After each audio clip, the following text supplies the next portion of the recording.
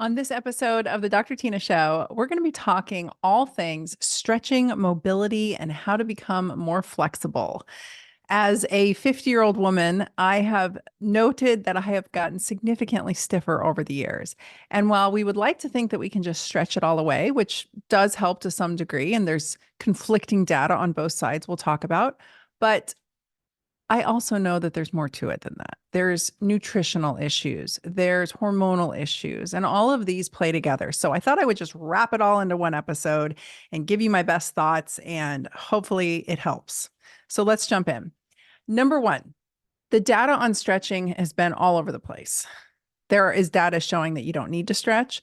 There is data showing that stretching doesn't do anything. There's data showing that stretching can actually make you weaker. If you stretch too much prior to strength training, it can make you weaker. And then there's, of course, data showing that stretching is wonderful and it's helpful. I will tell you as an active person, if I don't do some mobility before I get to work, I'm going to hurt myself. And that's just what it is. And the older I get, the longer it takes. So warm-ups used to be non-existent for me. My warm-up set in my 30s was literally just to do a lighter weight of the activity I was about to do. So if I was going to squat with a barbell, I did some air squats and then I put a little bit of weight on the barbell and then I moved up from there. Now that can be an efficient way to do things when your tissues are pliable. But as I got older and I started collecting little injuries here and there, most of them were due to me not spending adequate time warming up. What does a warm up look like for me? It is me putting through, what does a warm up look like for me? It is me putting my joints, most of them, the big ones, shoulders, hips, spine, through the paces so that I can make sure that they are moving, they have blood supply to them, they are feeling warm, and that way I can get to the heavier work. Now, this is the same thing when I do Pilates. She takes us through a series of very simple movements to get spinal segmentation moving, mobility. Mobility just means to mobilize. That means that you've got things moving freely. And that's all it is. It's a fancy idea in the strength training community because mobilization became all the fad for the longest time.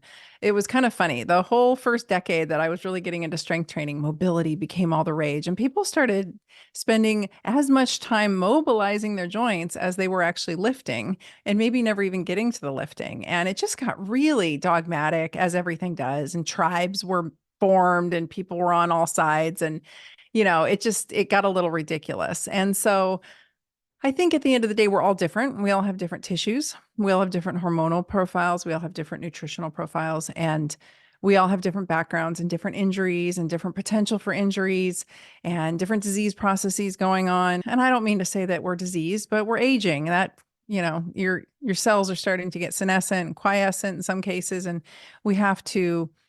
each person has to be considered an individual in this process. And so what you may need may not be the same as what I need, may not be the same as somebody else who's either got a lot of injuries or maybe they're 80 and they just need more or less mobility.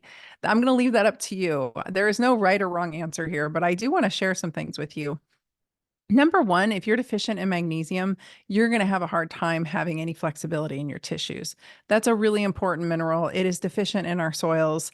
I think it's probably the one nutrient I could say everybody would benefit from, and you're not going to overdose on it. If you take too much, you're just going to have loose stools. It can be a little burny and uncomfortable, and you've probably experienced that, but really magnesium is not going to hurt you in any way, shape, or form. My favorite magnesium is Relax Tonic. It's in my private line. It's awesome. It's got magnesium, L-theanine, GABA, a couple different forms of magnesium actually, and it's just a really wonderful calming to your system, to your nervous system, to your body. I love it. I take a big scoop before bed. I take a scoop in the morning sometimes if I need a little bit more calm, if I've got a stressful day. So you guys can use the code RelaxTonic10 and get 10% off this if you want to try it. It's my number one selling supplement. It's awesome.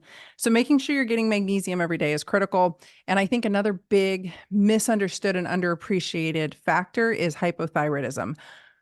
I truly believe that the bulk of, especially women over 40, are dealing with some level of low or subclinical hypothyroidism. It might not be frank, it may not be overt, it may not even be diagnosable on labs, but getting enough thyroid in your system is really a longevity hack. It's not so much about frank hypothyroidism as it just is getting enough thyroid working in the system. And I love desiccated thyroid. That's a prescription item. It really helps make tissues more pliable. In fact, when you go to the orthopedic surgeon, if you've severed a tendon, like a tendon pop, like maybe a biceps tendon or an Achilles tendon, a smart orthopedic doctor, first question they'll ask is, are you hypothyroid? How's your thyroid status? So I really believe that a little bit of thyroid gland on board can be very, very beneficial for people, and it really helps keep things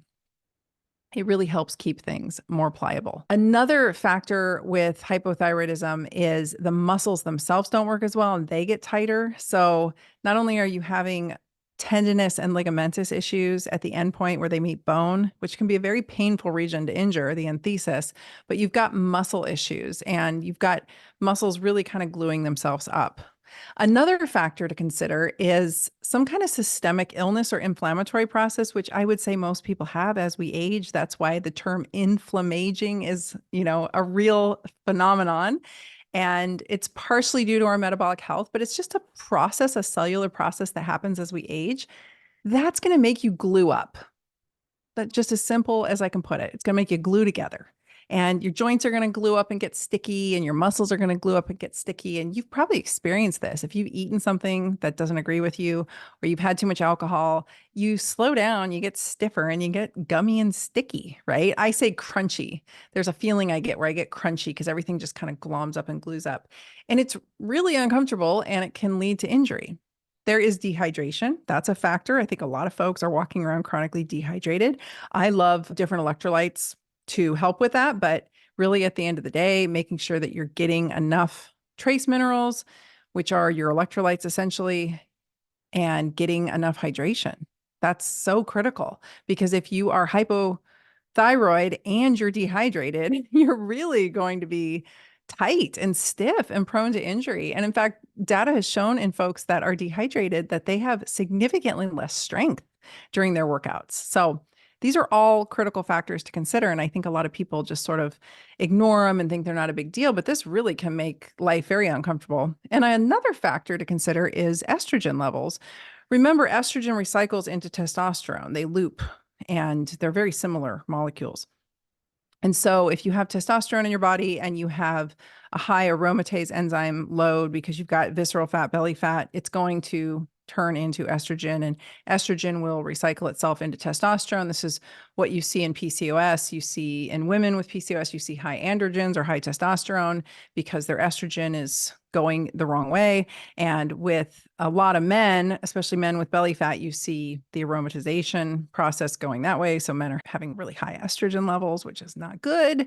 So it's all messed up, and a lot of it gets worsened, or I could truly say the root cause of that mess is metabolic dysfunction, but metabolic dysfunction occurs because your hormones are messed up. So it can be a bit of a vicious cycle. All that to say is estrogen makes you more elastic, and it makes your joints juicier, and it makes your tissues more pliable. So it's really important. And then testosterone is going to heal you. So if you do have these little micro traumas, testosterone being on board is going to help heal those up. So it's really important that we have those in balance. And this is why I've done several episodes. You can go back and look all about bioidentical hormone replacement or my thoughts around hormones. I've sort of sprinkled it throughout. I've got a few dedicated lessons, but having your hormones optimized is really important, especially as we age, making sure your thyroid status is adequate, making sure you're hydrated, making sure you have enough magnesium. I would say start there because you could do all the mobility and stretching in the world. And if those factors aren't addressed, you're still going to be stiff and you're going to be more prone to tearing something, right? So I wanted to share this study with you. I thought it was so interesting. I just came across my email through one of my medical email subscriptions I have. And really interestingly, so a 2020 study came out and showed that the relationship between exercise and mortality, that stretching was uniquely associated with a lower risk for all-cause mortality among American adults. That's after controlling for participation in other types of exercise. So my husband, when I shared that with him, he said, well, people who stretch are probably more likely to be active and this and that. And I'm like, no, they controlled for that. So simply just stretching alone was uniquely associated with lower all-cause mortality risk. amongst Americans. And then a 2023 study came out, and this is mind-blowing, you guys. This is Korean adults. Those who did flexibility exercise at least 5 times a week had a 20% lower risk of dying during the follow-up period than those who didn't stretch at all. That was slightly better than the risk reduction associated with high volumes of aerobic exercise and resistance training. So stretching or doing some kind of flexibility exercise 5 days a week was better than high volumes of aerobic exercise and resistance training. Now, I'm not a big fan of high volumes of aerobic exercise by any means, and I'm not a big fan of high volumes of resistance training. You guys can go back to listen to my many episodes where I talk all about strength training and how I do it. And really, I just strength train 2 to 3 days a week for about 40 minutes. It's a 1 hour session with mobility on either side. So thought that was really interesting. And it turns out that stretching is linked to several health benefits that you might not expect. One of the surprising benefits is more strength, which is crazy. The mechanism that could explain the small gains in muscle strength is associated with static stretching. So there's static stretching. There's different ways to stretch. When you think about like isometric holds where you're just holding a position, that can be really allowing stretch on the muscles. Believe it or not, it can make you more flexible. Pilates is sort of an isometric movement series where you're moving in some cases, and in many cases, you're really moving, but in some cases, you're doing these tiny little movements while you're holding a position. So it's kind of an isometric hold pattern with movement, which I know doesn't make sense, but trust me, go do it and you will understand what I'm talking about. When your leg is out at a 45-degree angle and everything's being held and your abs are engaged and you're just making tiny little circles with the tip of your toe, that's a fairly body-wide high tension isometric hold with a tiny bit of mobility in there. So anyway, the strength gains were not huge, but really interesting that you could gain some strength there when you were more flexible or when you were engaging in more stretching. There is a benefit to your arterial health. Reduced arterial stiffness was shown with an improved arterial function, but also reductions in resting heart rate and blood pressure with increased vasodilation with stretching. So that's cool. And I will tell you all, I am not a big stretcher. Like I have really neglected this over the years. I spent so much time in gymnastics and God, we spent a lot of time overstretching. And so I just got kind of out of it. And then in chiropractic college, some instructors tried to impart the benefit of stretching and others were like, oh, you don't really need it so much. So I don't know. I kind of threw it out because out of nothing more than laziness. I just got lazy and I still can be lazy about it. And I'll tell you, the days I'm lazy are the days I'm more at risk for injury. And I'm more sore the next day too. So poor flexibility is associated with arterial stiffness. Who would have known? I did not know that. There is improved performance. So that's great. And I think that's very cool. Of course, we want to perform better, but I am more interested in not getting hurt. That is a performance factor, though, something to consider. And you can do these long static stretches, or, some of the data is showing really long, over 60 seconds per muscle. And they had improved strength, power, and speed immediately after they stretch. So that kind of throws the wrench on the studies that show that if you stretch, you lose strength. But hey, you got to find your sweet spot. And then, of course, fewer injuries, which is awesome. Flexibility reduces injuries by improving balance in non-athletes. I had no idea. I really did not know that. I think that's very cool. And it makes sense. It really does make sense because when you stretch, you're putting load on not just the muscle and the muscle tendinous junction and then the tendinous bone junction. You're sort of waking up the whole stretch reflex, which is a cool neurologic phenomenon that happens in muscles and getting it to activate, if you will. So of course that's going to improve balance. And if you don't believe me, take a few minutes to stretch. Go stand on one leg and see how you do. And if you really want to up the ante, close your eyes while you're standing on one leg and see how fast you fall over. Now stretch that hip joint in a couple different directions and try it again. And I bet you will have better outcomes. So that's very cool. I mean, once I thought about it, I was like, duh, that totally makes sense. And then really, when you think about different ways to gain flexibility and to stretch, it doesn't just have to be long static holds. It can be yoga. So yoga is where you are initiating strength and again, isometric holds as you move through space. And so I'm a big fan of however you want to go at it. You know, if you want to do Tai Chi, if you want to do Qigong, if you want to do different martial arts, really, I know emphasize stretching and strength and balance. Those are all really phenomenal things as we age. Jiu-jitsu, I know nothing about, so I'm not going to speak to that, but I know a lot of people my age are loving jiu-jitsu. I feel like I treated way too many patients who got injured in jiu-jitsu, and it would be like one little tiny thing. And usually it was when they were rolling around with somebody who didn't have a lot of control over their own body and they were new and then they got hurt. So that sucks. But shoot, that can happen with sex. You know, if somebody's really out of shape, they can hurt you. It's something to think about. So make sure you and your partner stay in good physical condition so you can have good, times in bed and not hurt yourself. That's another big thing that I saw in clinic. But I will say at the end of the day, all of these are activities and they're physical activities, and physical activities really should require some kind of warm up and some stretching involved.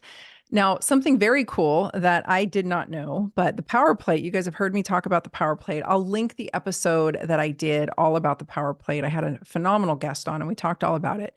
I love my power plate. It's a high vibration plate. It's very cool in what it does. And it has all kinds of studies backing it and very cool mechanisms. I'll make sure to get you guys my affiliate link in the show notes and the description in the video so that you can click on it and save a load of money with that link if you're interested in getting one. But when I was just at a conference recently, it was an anti-aging conference, and the vendor there with the power plate said, "Hey, I want you to put your heel up on the power plate, and then I want you to lean forward. So you're doing a hamstring stretch." So I did that. And then he had me get on the power plate and he turned it on low, and I stood on it for about 60 seconds and I got off and I redid that stretch and I had so much more flexibility. So the active vibration is also activating that whole muscle stretch system I was just talking about and the whole nervous system component tied to it. It's activating that. So that's super cool. Just vibrating yourself, vibration is going to give you more pliable muscles. And so now I actually get on my power plate for about 5 to 9 minutes before my workouts just to get everything loosened up. And I will tell you, I have better strength gains and I have more mobility, and things hurt a lot less when I am doing some of my heavier lifts. So not that you should do heavy lifts until they hurt. I don't mean that, but I have some hitches in my giddy up, if you will. And there are certain things that do cause me a little bit of discomfort. And so I have to work around them. But the power plate, man, I'm telling you, it's awesome. And it's also a great way to get your human growth hormone levels up. It's a great way to really impart a whole load of different physiologic benefits. And you can read all about their studies are on their website. And so I'll give you guys that link and you guys can check it out. So that's the whole flexibility, mobility, and stretching talk. That's what I wanted to share with you guys. I think it's so absolutely critical that we are keeping ourselves mobile, keeping ourselves active, and not losing sight of the fact that as we age, we probably need a little bit more stretching in our lives. But don't forget, there are physiologic factors involved, and hopefully I covered the bulk of them and the most important ones for you. So we will be back next week. If you guys have any requests for the show, any ideas of content you want me to cover, go ahead and email us, podcast@drtyna.com. And if you would be so kind, if you are listening on your favorite podcast player, please rate, review, and subscribe, or head over to Apple Podcasts, rate, review, and subscribe. I would love that. It really helps. Actually, it helps the algorithm. And then if you're on YouTube, please make sure you subscribe so you get updated each time I release a new video, and send this out to your friends because we all need a little bit more mobility in our life. We don't have to go so crazy about it, but just make sure that you're having some kind of time set aside during your workouts, beforehand, afterwards. Get things moving, make sure that things are pliable, and we want to really ultimately just avoid injury. So I will see you next time.